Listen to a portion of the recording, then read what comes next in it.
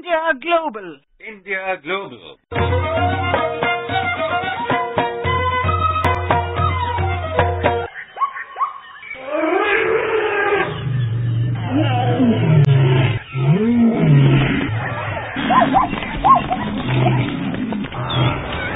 Hello and welcome.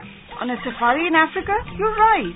Join me, Vinita Menon, and Pradeep Kumar on a trip to the land of the Serengeti, where these magnificent animals stomp the plains. Let's climb Africa's highest peak, the snow-topped Mount Kilimanjaro. And go on a spice tour on the island of Zanzibar. Yes, let's visit Tanzania.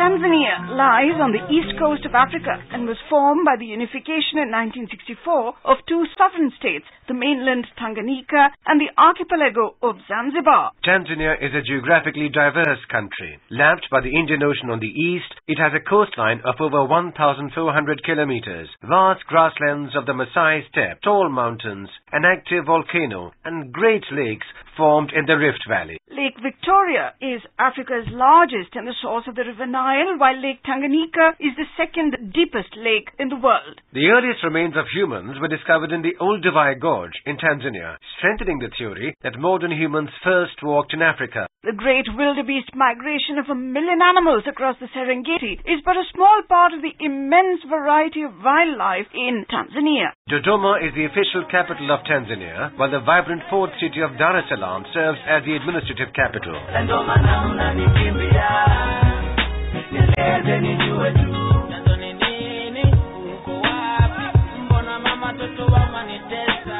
That was Bongo Flava, unique Tanzanian hip-hop music.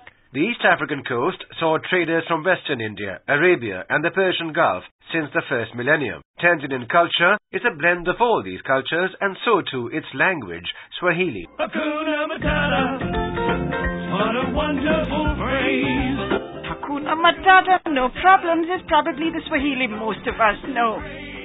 India's High Commissioner to Tanzania, Devnath Shaw, speaks of the close historical and cultural ties between the two peoples.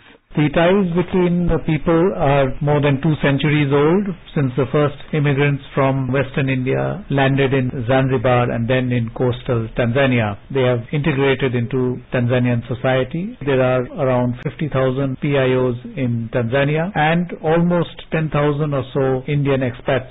Several Tanzanians are traveling to India for medical services, education, business, leisure, and the number of people traveling between both countries is going up year on year. Speaking of similarities, High Commissioner Shaw says, Indian languages, particularly Hindi, has bearing on the Swahili language. The food in coastal areas has been influenced by Indian cuisine. There are some similarities in our music and dance forms. An Indian cultural center at Dar es Salaam offers tabla, yoga and Hindi language classes. We are trying to infuse more cultural dialogue between Indian, Tanzanian and African culture. Dar es Salaam ni galiyon yaad aati hati Canada se aayo. India and Tanzania, committed to anti-colonialism, anti-racism and socialism, initiated economic reforms around the same time. High Commissioner Shaw, speaking of the close bilateral ties, says, We have been friends since the independence of both our countries. In the earlier period, our ties were marked by close political relations due to our background, history and ideological moorings. In recent years, this relationship has grown by leaps and bounds, particularly in economic and trade relations. Africa's elder statesman and Tanzania's first president, Julius Nyerere, was held in high esteem in India. A co-founder of the non-aligned movement, he was conferred the Jawaharlal Nehru Award for International Understanding and the Gandhi Peace Prize.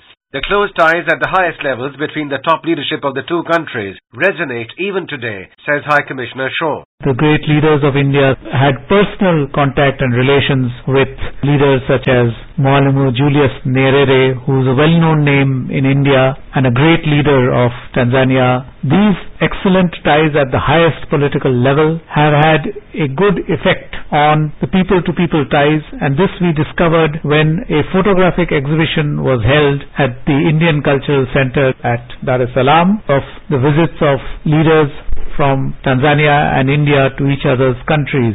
We were surprised at the huge turnout. Malaika, nakupenda malaika. Today, a greater economic engagement marks our ties, says High Commissioner Shaw. Tanzania is the destination for the highest volume of Indian exports to East Africa, almost $2 billion in 2013, and total trade touched around $3 billion last year. Tanzania offers a lot of commodities, including cashew nuts, cotton, spices, timber, gold, which we are buying in large quantities. In 2013, India was the topmost destination for Tanzania's exports. Similarly, India's exports of petroleum products, machinery, pharmaceutical items, chemicals, plastics also recorded impressive growth. We also provide a large number of services, including IT services. Tanzania is among the top 20 gold-producing countries in the world. The unique precious stone Tanzanite is mined here. Indian investment in Tanzania is growing, says High Commissioner Shaw. According to local authorities, cumulative investment reached $2 billion plus in the last 2 decades, and India's position is at number 3 or 4. A large number of jobs have been created directly from such investments, about 50,000, and many more indirect jobs and business opportunities. And there is a new element in our bilateral ties, says High Commissioner Shaw. In the years since the India-Africa Summit in 2008, India is now a partner in Tanzania's developmental efforts. We are doing this through soft funding, lines of credit, grants, capacity building programs, the large number of seats and slots that we allot and offer to Tanzania under our ITEC, SCAP and India-Africa Forum Summit programs.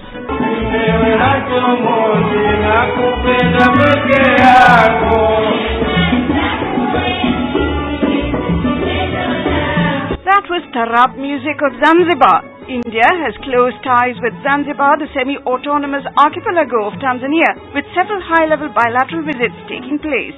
With its sandy beaches, spice plantations, the ancient stone town, and the old-world colobus monkey, Zanzibar is a tourist's paradise.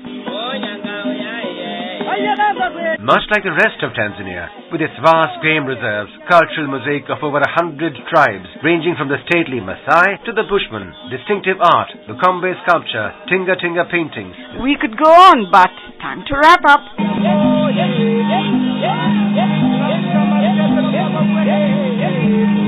Before we go, here's a question for you.